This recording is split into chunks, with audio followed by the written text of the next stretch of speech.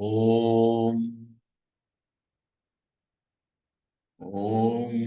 यो ब्रह्माणं विदधाति पूर्वं यो वै वेदांश्च प्रहिणोति तस्मै तमहदेवमात्मबुद्धिप्रकाशम् मुमुक्षुर्वै शरणमहं प्रपद्ये।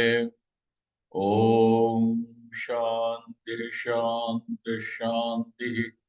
ॐ नमो ब्रह्मादिभ्यो ब्रह्म विद्या संप्रदाय कर्तृभ्यो वंश ऋषिभ्यो महद्भ्यो नमो गुरुभ्यः। सर्वोपप्लवरहिता प्रज्ञानघनः प्रत्यगर्थो ब्रह्मैवाहमस्मि ब्रह्मैवाहमस्मि। ओम्। वेदान्तार्थविभासकाय गुरवे शान्ताय सन्न्यासिने नानावादीनगेन्द्रसङ्गपवये योगीन्द्रवन्द्याय च मोहध्वान्तदिवाकराय भगवत्पादाभिधां बिभ्रते तस्मै भाष्यकृते नमोऽस्तु सततम् पूर्णाय बोधात्मने। सर्वतन्त्रस्वतन्त्राय सदात्माद्वैतवेदिने श्रीमते शङ्करार्याय वेदान्त गुरवे नमः। योऽवतीर्ण इहाचार्य रूपेण यतीनामुदे श्रीमन्नारायणं वन्दे तं हरिं करुणानिधिं मननाख्यं प्रकरणं वासुदेवयतीश्वरैः रचितं विस्तरेणाद्य संग्रहेण प्रकाश्यते। बालानाम् उपकाराय मम विज्ञानसिद्धये तत्र श्रीबालगोपाल कृष्णसन्निहितो भवेत्। अथ तृतीयवर्णकम्. Now we begin the third chapter of this text. So the first topic is Dviprakara Prapancha, the world of two types.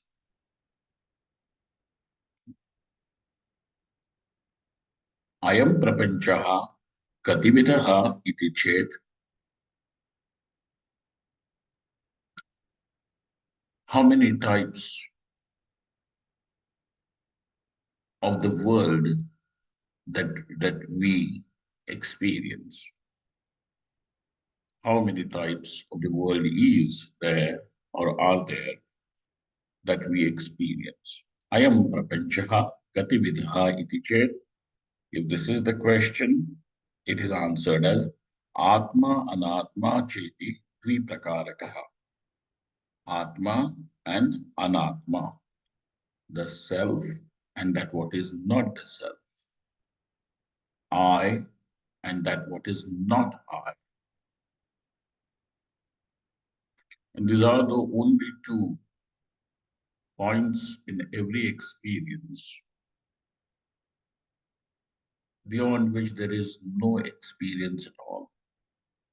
I and that what is not I. Prapanchatītasya atmanaha katham prapanchantarбhūtatvam. So now the Purva Pakshi is asking a question that the prapancha, the world, is understood as anatma padartha. When the question was asked as how many types of world or what is the nature of the world, instead of saying about the world, you have included even that which should not be included. What is it that should not be included in the non-self category? Obviously, the self. But you are saying the world is of two types, Atma and Anatma.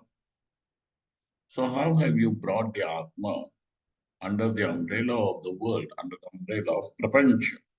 Prapanchantarbhutatvam katham. How? So this katham is he's not asking just a question out of curiosity, but this is also an objection. Katham, how is it possible? Kathamiti na shankitavyam. So now the teacher tells the student, iti na shankitavyam. Don't, there is no space for this doubt. But then you have to show that why there is no space for a doubt to be there. Kathamiti ched asya prapanchasya chetana chetanatmakatvad atmanashchetana rupatvad atmanam vina prapanchasya abhavad atmanaha prapanchantar bhavo vaktavyaha ev. So now he says there are two reasons. So obviously every form of doubt is just the gap of logic or explanation, and therefore, if that gap is filled through a proper logical link, now it does not remain as a doubt anymore. So there is no discrepancy then. So therefore, how is a doubt moved? That question is also answered. So doubt basically will be removed. An objection also will be removed only if it is presented with a proper, logical, coherent explanation. That is all what is required.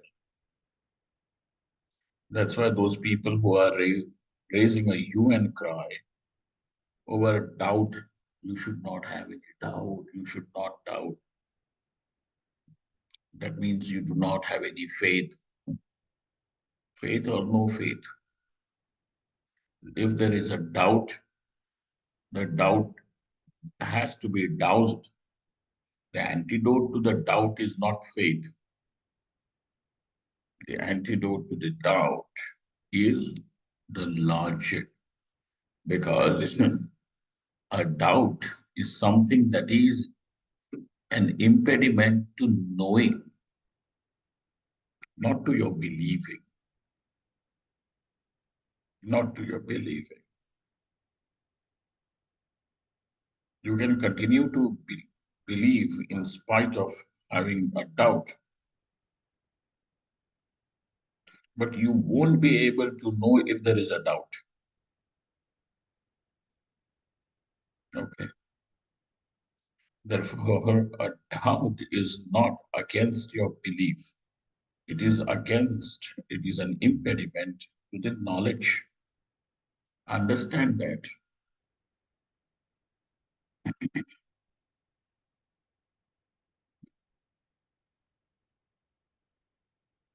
Otherwise, in spite of having presented with evidence, with proper logical explanation, there are people who are still fighting over whether the earth is flat. Now, if there are people who are still existing in 21st century, because they have faith,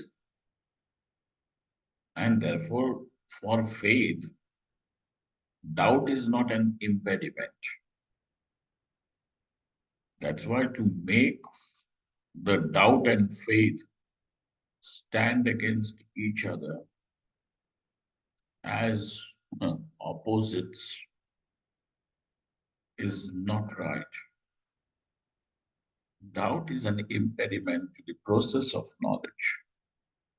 And therefore, in order to remove the doubt, is my voice clear to you people? The mic is a little far away.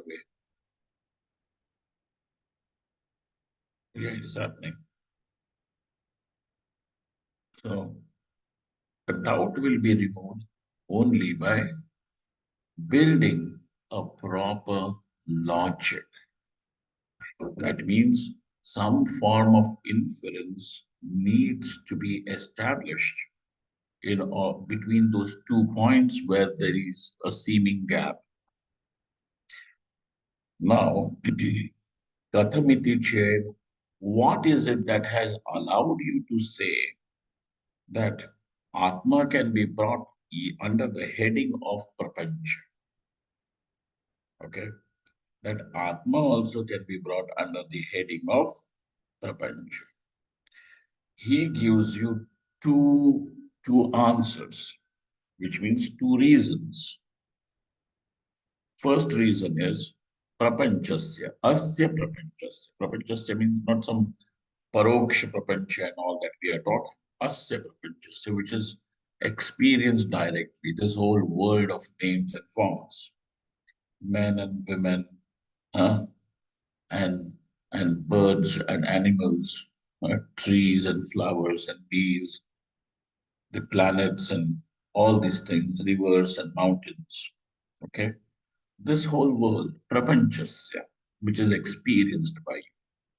Prapanchasya, chetana, achetanaatmakatva, chetanaatmakatva. There is that, over here they have raised that hyphen. That is not required. That hyphen is not, should not be there. Those who want to correct it, please correct. Chetanaatmakatva, atmanaha chetana rupatva. Now, how do you see this world? You see this world as world of sentient beings and inert objects. Do you don't see the sentiency? And that is how you see this world. You call the world is sthavara jangam. You call this world of living and non-living elements, the stones and bricks, you call as non-living, whereas right from the trees and as unicellular organisms to a complex organism like human beings, you are calling them as living beings. So Chetana, conscious beings, as well as the inert objects. This is what is constituting your world. And Atma means that what is Chetana, and Anatma is that what is Jada, Achetana. Thus, we are not saying anything, we are not providing you any new information. We are simply translating your experience in our words. We are framing your experience in our words. Why are you doing that? So that you yourself will have the clarity. You know, Maharaj in Vrindavan, when people would ask questions in satsang, Maharaj's habit was that he would reframe the question for the questioner. And he would ask, is this what you have to ask? And the reframed question itself would be so clear that even the questioner became very clear about the question that he had to ask.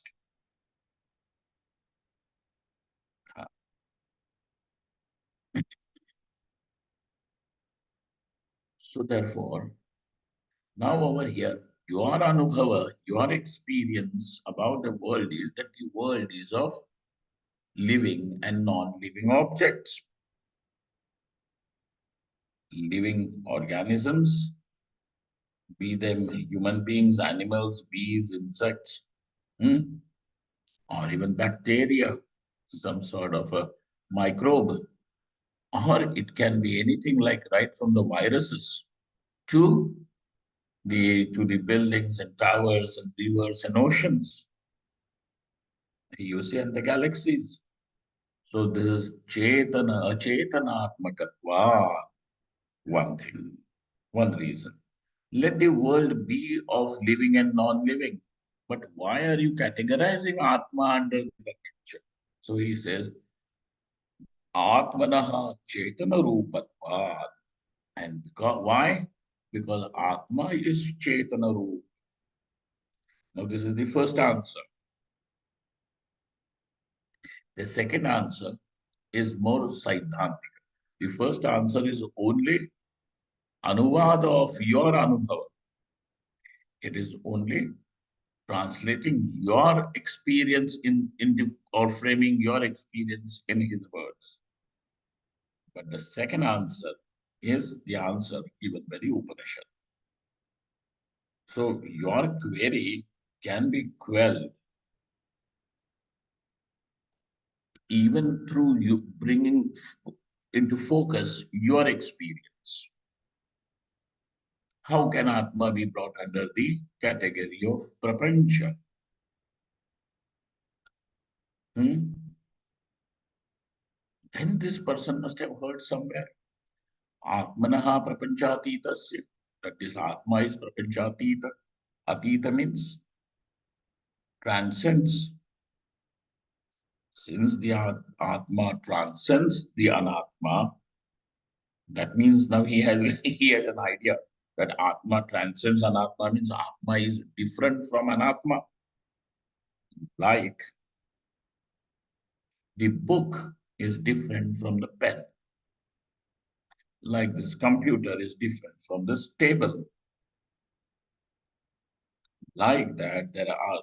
So the questioner has this thing. So now that he has some idea that atitatvam, that Atma is atita, prapanchatita. Beyond this prapancha, it has to be beyond. Like how these people also have got this idea that inner self. Inner self means this fellow now it is said that pratyagatma, Parmeshwara. How is Parmeshwara? The pratyagatma of the very seeker. Now this fellow goes in search of Atma. Inner, inner, inner. Still inner, still inner. No, inner means it's not how you see inner. And so also when it is said beyond means what beyond? Oh, these words are kind of then they some people we people build certain concepts and they are very funny, amusing. Inner Atma, beyond prapancha. Beyond prapancha means what? Eh, So now over here transcends the prapancha is made very clear. Look at this. This is very beautiful. Atmanam vida prapanchasya abhava. What is the second reason? Atmanam vida. Without this Atma, what happens to the prapancha? That the prapancha. No existence for prapancha. No existence for prapancha at all. Hey, something is very much because of which that object is gaining existence. How then will you say that the object, that whatever it is that is giving existence is beyond? So what he has said, the student has asked the question is not a wrong question. Panchatitasya atmanaha. है ना? He is very much correct. Though he is correct, but he is partially correct. Why is he partially correct? Why is he partially correct? Because Atma, this is how Atma will be revealed through Anvaya and Vyatireka.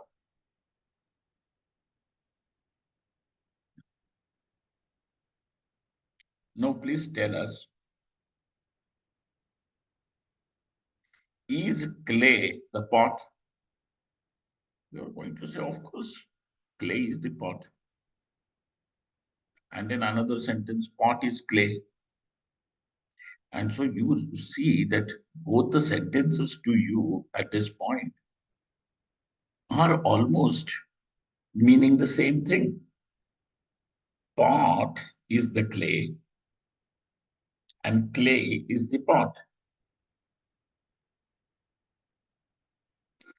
Now our question is, there is someone who does not know clay. How will you make that person understand what is clay? Then you say, do you see this pot?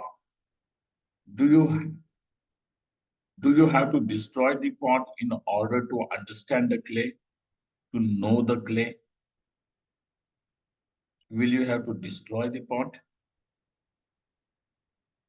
No need. So then, in order for you to make that person understand what is clay, you take the pot and give in his hand and say, this is clay. He says, this is a pot. I want to see the clay. Show me the clay. And this is clay. He says, this is pot. Show me clay. Hmm. So now he has to understand the clay. And therefore, there is a distinction.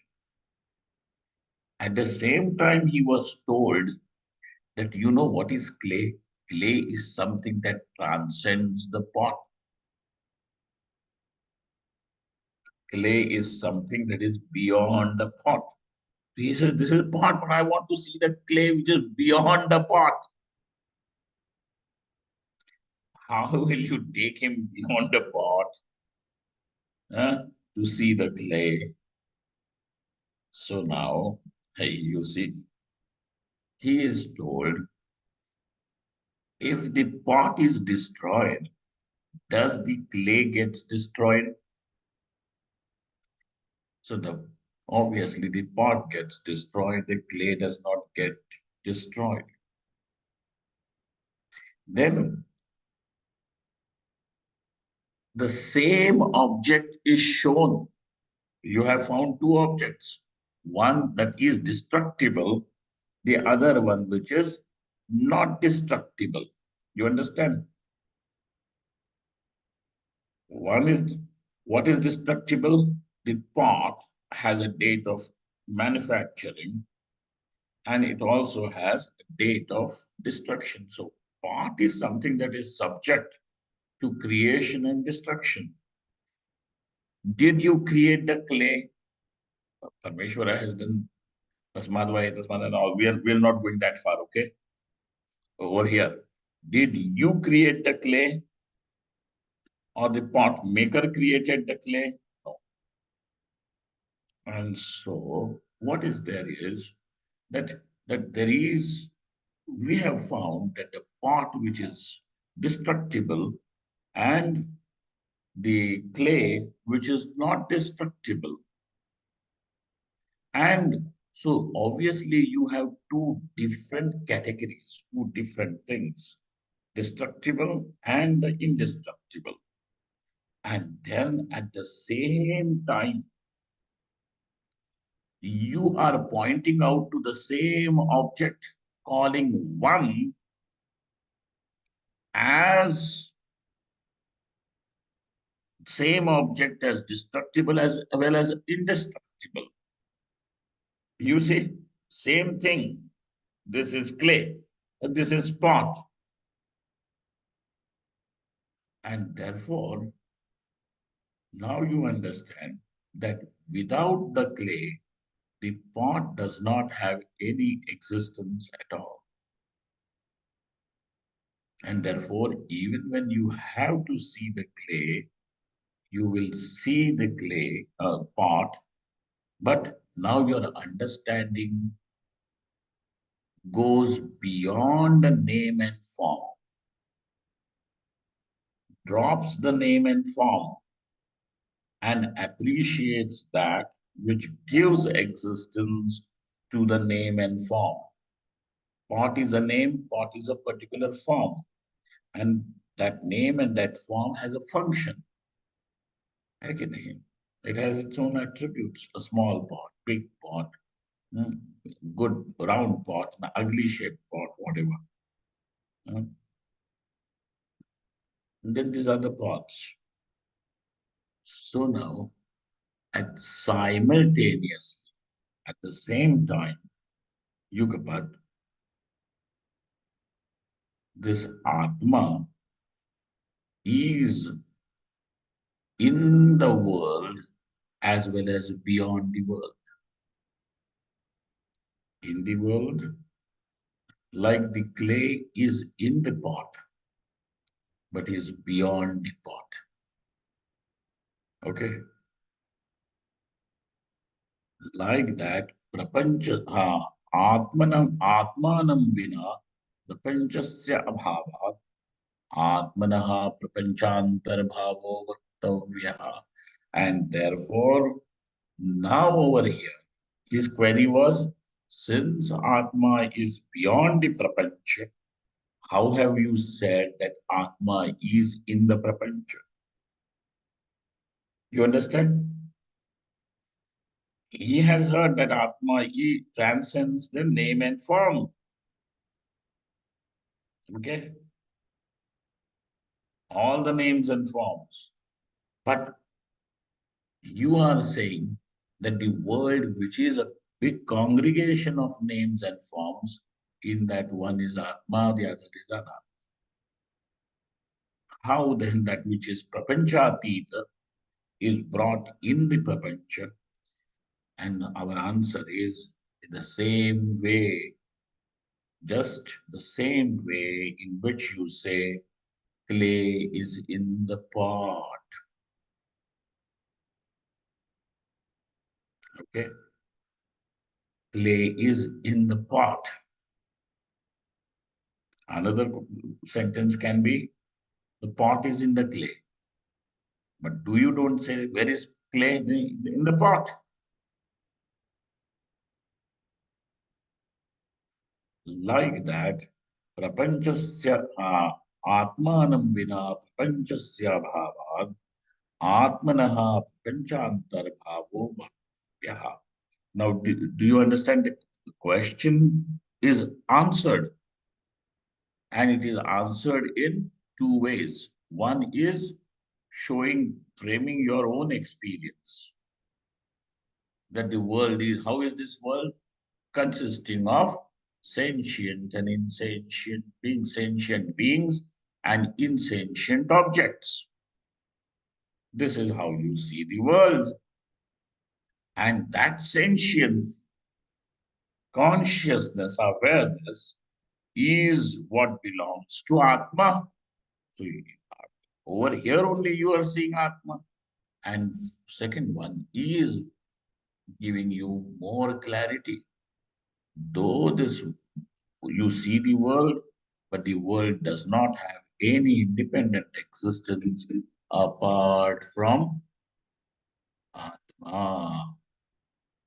Atmanam vina panchasya bhavad atmanaha panchantar vaktavyaha eva. And that evakar means thus. Indeed, it has to be said like that. So now you are saying that Atma is Chetan, conscious. Okay? The self is a conscious being, is the conscious being, that is what you have said. Tarhi Chetanam kim achetanam kim iti chet. Now obviously that the answer has led to another question. And that question is, what is Chetana and what is Achet? What is this consciousness or what is the conscious being? How do you define the conscious being? And what do you call as insentient or jada, inert? Chetanam kim, achetanam kim. Iti chet, if this is your question, now let us begin from where one can understand. What do you generally call? What do the people, anybody of us, when do you call that the person is living or conscious? What is it that is required for you to say that this person is living? Otherwise, you can declare him to be dead. Prana. Prana. Right. Meaning what? Meaning what? Prana means, what do you see? That the person should be breathing, right? Right? And that breath means there is a movement. Movement. So that wherever you are going to see, otherwise there is movement even in the fan. Okay, this fan keeps moving on the head. On the head means not on my head. Okay, onto the ceiling. Then you see this, the fan is moving.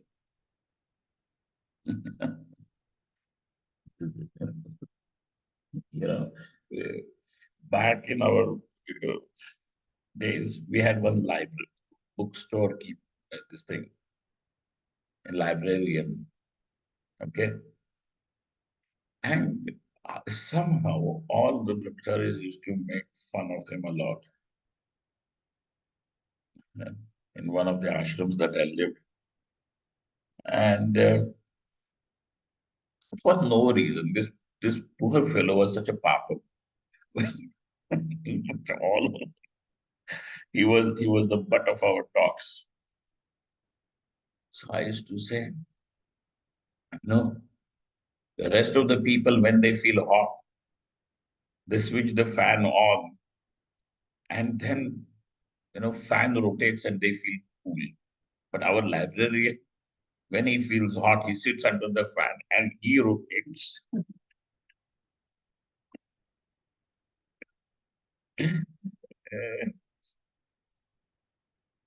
So, Jangama, Ajangama. So, wherever you are going to see the movement, you say it is something that is living. Okay. Otherwise, you go to all these museums, Royal Tiger of Bengal, all stuffed, taxidermied.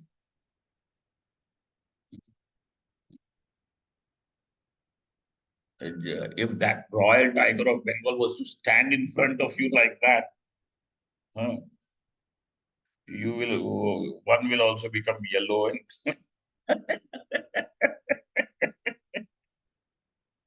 But now you're seeing and photo bhi nikal raha hai and painting and all that. Pose maar raha hai. Why? Because it is a Chaitanam. So what is it that you call as Chaitana and Achetana? Is Jangamam Sarvam Chetanam. Your basic understanding about Chetana is that something that is Jangama, means which moves. Jangama. In Karnataka, you have the Jangam people, right? And they're called Jangam because because they wear that lingam. Because the Shivalinga that they worship, they wear it in their necklace. And wherever they go, from Bangalore to Mysore to Bombay to everywhere, that Shivalinga goes with them. It is only during the puja that they unlock it and worship. Afterwards, they put it back into that thing and screw it. What do they say? It's some bottle-like thing. Put it back. Jangama, because the Shivalinga moves along with them. So that which is Jangama, which means there wherever there is movement, you call that as Chetana. Okay. So as long as you see the person's chest is heaving a little bit, even little bit, huh? Even a faint sign of movement is there, there you say he's still living, still living. Okay, Jangamam Sarvam Chetanam. Whatever is Jangama is conscious being. Now, Sarvam Chetanam. Sthavaram Sarvam Chetanam. That which does not have any movement. This is our basic, very rudimentary definition. Okay? It's a very rudimentary definition. That which is achetanam, that which is thavaram is achetanam. Okay?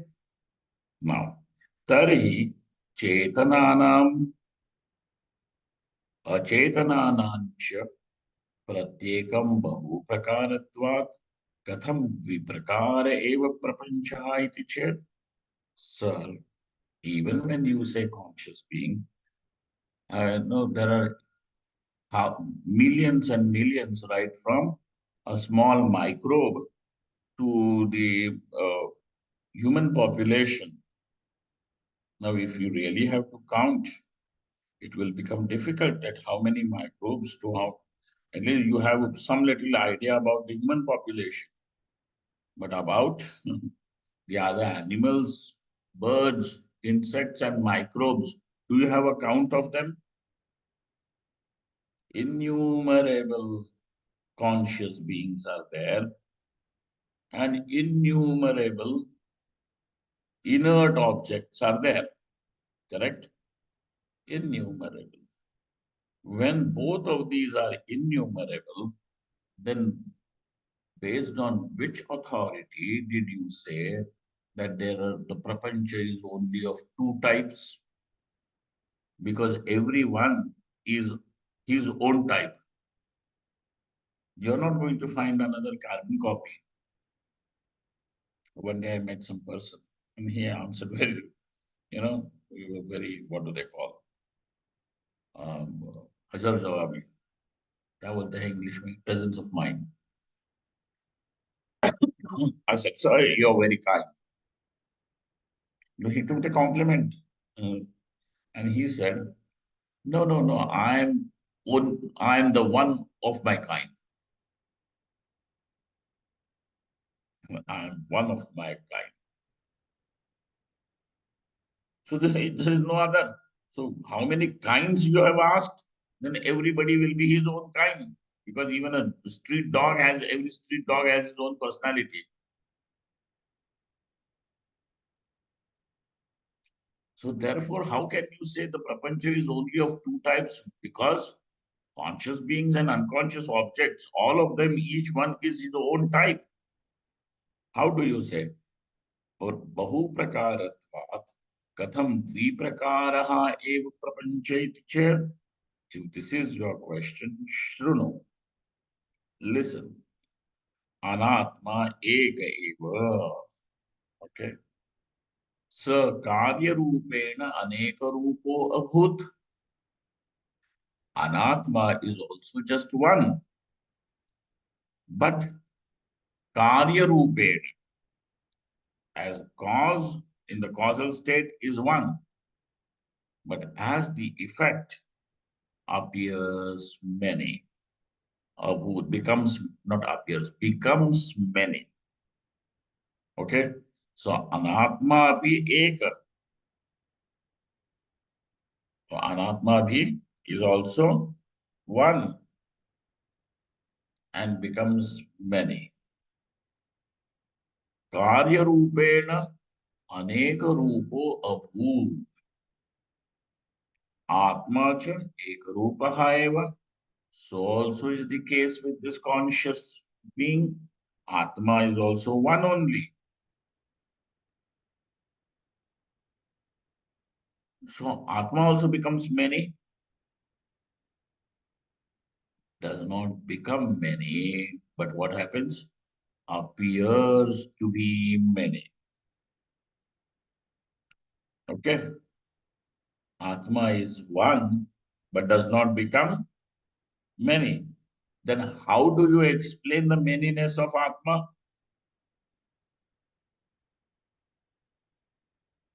And that explanation is through just one word, appears to be many. Got it? Like if you go to this house of illusions, have you ever been? Uh, that there are mirrors all over, and mirrors all over. So you look into those mirrors, and your own pratibimba, image, reflection is innumerable, is innumerable. How? Though one yet appears to be many. Why does he appear to be many? Because there are many mirrors. Because there are many mirrors. But what is mirror basically? Just glass with mercury, you know, or painted at the back of the glass. So that is glass. So glass as such is just one thing. Okay, glass is just one thing. But Karya Rupena has become many, and therefore glasses, mirrors are many. But what has happened to Atma, though you are one, yet appear to be many? How do you appear to be many? Because of the medium. So also Upadhi, this condition is there. What is the condition under which you become many? Many mirrors. This is the condition. This condition, let us call it as Upadhi. Let us call it as Upadhi.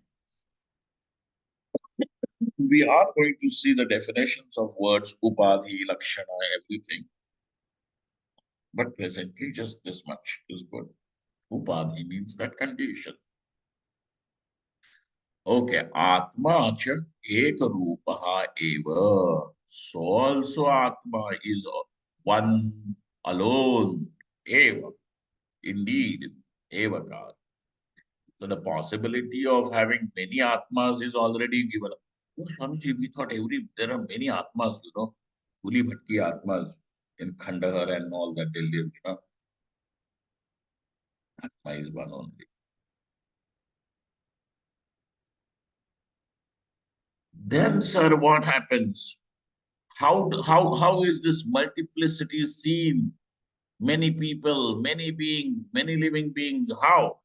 Sopi anatmakaryopadhi bhi अनेक जीवाः इति अनेक ईश्वराः इति च भाति.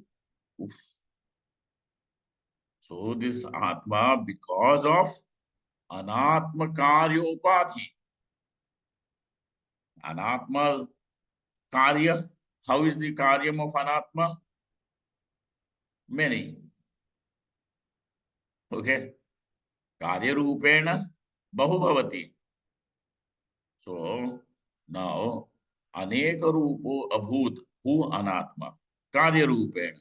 So this anatma karya becomes the condition. Anatma karya becomes the condition, upadhi. And because of these upadhis, many upadhis, many conditions, like many mirrors, Atma also becomes many. And how is the manyness of Atma? As many jivas and Ishvara also as many. But we always thought Ishvara is one only. We will see that. Anekeshvaraha iti cha bhati. And that's why even, why we have Brahma, Vishnu, Mahesh and Trinity, not Trinity, of Holy Father and all that. How Trinity means over here Brahma, Vishnu, and Maheshwara. Abhi, how is it possible that you have many gods? Very well. Why wouldn't we? If you jivas can be many, what is wrong? Upadhi Bheda. Because of what? Because of different upadhis. It is possible. Okay? That's why Rama and Shiva is one. And yet Rama worships Shiva in one place and Shiva worships Rama in another place. So that's why we have this word temple also Rameshwar. So if you look at the word Rameshwara, one compound will allow you to understand Ramasya Ishvaraha. The one who is the master Swami of Rama. And then another compound allows you to say, Ramaha yasya Ishvaraha Saha. He is whose God, master is Rama. He is called as Rameshwara. Two. Now that's why there is possibility. Now these Vaishnavas and Shaivas will fight. Who is Rameshwara? Means Rama is, Vaishnavas will say, of course it means Shiva, but what does it mean? Ramasya is, no. Rama is the God of this. Shiva worships Rama and therefore Rama yasya Ishvaraha Saha. And on the other hand, the Shaivas will say, what nonsense? Worshipping Shiva and therefore Ramasya Ishvaraha. And so let us fight. And now what will be the Nirnayaka of these? That he who is more powerful and more in number is right. Huh? So then there comes yet another. And he who is Rama is Shiva, and he who is Shiva is Rama. You understand? But why is this possible that there is at one end the same one is called as Rama and other end he is called as Shiva? Upadhi Vedan. So we have no Hindus, we don't have any problem. Even when we are going to have many gods, no problem at all. No problem. And yet you may be worshipping many and you know it is one. Otherwise, for people, polytheism and monotheism are like opposites. Over here, there is nothing like polytheism and monotheism. There can be many. You can worship Rama, and you can still worship Shiva, but that does not make you any disloyal to Rama or Shiva. You see, it does not create any uh, disloyalty. It's same very much. In Vairagya Shataka, Bhartrihari, if you have heard that, but Vairagya Shataka, there is one, right? In the beginning only. He says that we know that Shiva and Vishnu is one and the same. Yet, what to do? My mind is drawn towards the one who has a crescent moon on the forehead. He is Shiva Bhakta, Bhartrihari. He says that we know Paramatma is one, yet I'm drawn to this form where there is crescent moon on the forehead. क्या है श्लोक तुम्हें याद है वो? हम्म हम्म Okay. So now, sopi anatmakaryopadhibhi aneka jivaha iti anekeshwaraha iti cha hati is seen, is experienced as many. Now the next topic is ekasya anekata. How is the one seen as many? Though he has given you very clear idea. Hmm? What is the question from where we have moved? How? Because there is multiplicity of Atma, many Atmas, and there is multiplicity even of Anatma. But then when we had asked you the question, what is this prapancha? In that you said the prapancha is just two types, twofold, Atma and Anatma. What has allowed you to do this? Over here he says Atma, Anatma Karya Rupena Anek, and Atma. How is Atma? Anatma Karyopadhi Bhihi. It is through Anatma Karya becomes the Upadhi, becomes the because of which now Atma appears to be many. And how does he appears many? As many jivas and also many Ishwaras, many gods. Iti. So now, when this is said, what do you think should be the next question?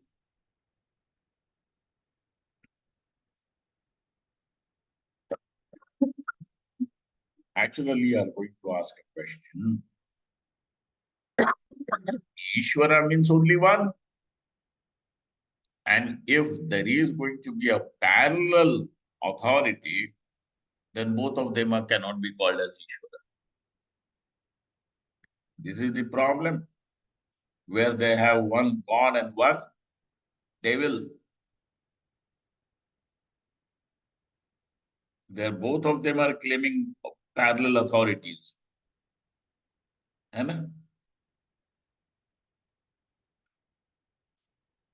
And so both of them are keen on wanting to win. Array, winning or losing, that battle is possible only if you are both standing on the same ground.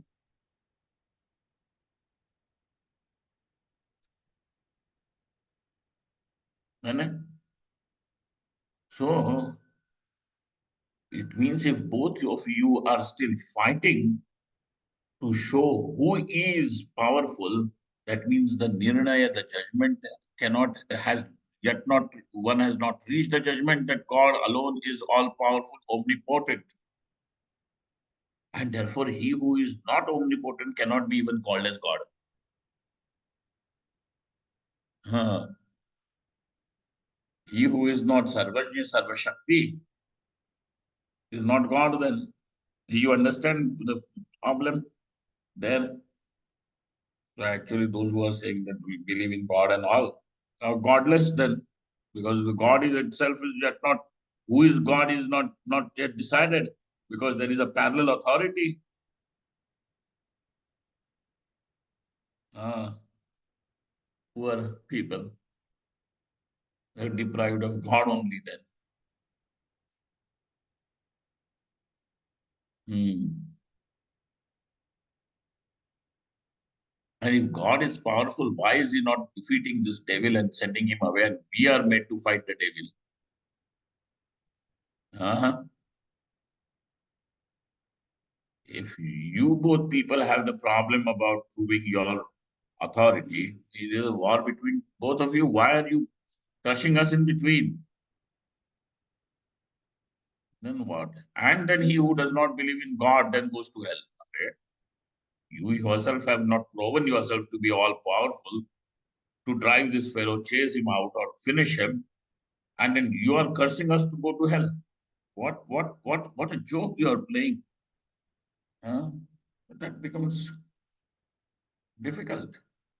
So now necessarily Ishvara means one. Ishvara means one. Then you have said many Ishvaras, Are bhai, many gods. You have Panchadevata Upasana also for everybody, for Grihasthas especially. You should have this Panchayatana Pujanam. You know this, right? This is our tradition. What is the Panchayatanam?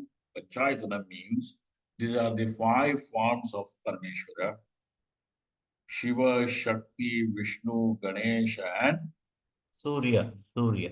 Surya. This is how it should be worshipped. And let me tell you that the puja in your house of a grihastha, what is to be worshipped should be just that can stay on your palm. So these are the five um, symbols that are given to you by the Shastra that can be worshipped as Swayambhu Devatas. These five, and in Vishnu, Krishna, Ram, Keshava, Varaha, all can be worshipped there in that.